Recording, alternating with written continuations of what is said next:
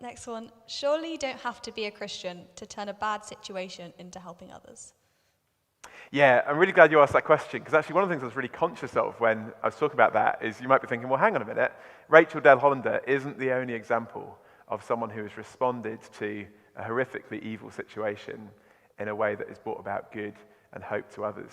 And certainly there are examples of people who wouldn't embrace the Christian faith and yet have done wonderful things in response to the evil they've experienced to actually bring good to our world.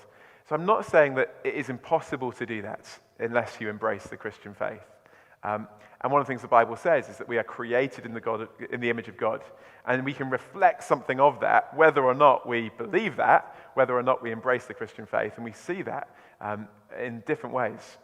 But what I would say is I think knowing the reality of God's love really does help us to respond to that in a way that maybe we wouldn't otherwise. And I can certainly say that in my own experience as well. Knowing that actually there is a God of justice and a God of love, and knowing that that God is with me by his Spirit, strengthening me and helping me. Part of that means that I don't have to take revenge because I can trust that actually God is just and that ultimately justice will be done.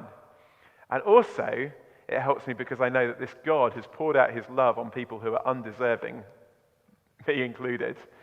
And therefore, it helps me to respond with love, where actually maybe naturally I wouldn't be inclined to. So I think the Christian faith does give us some real resources to respond in those ways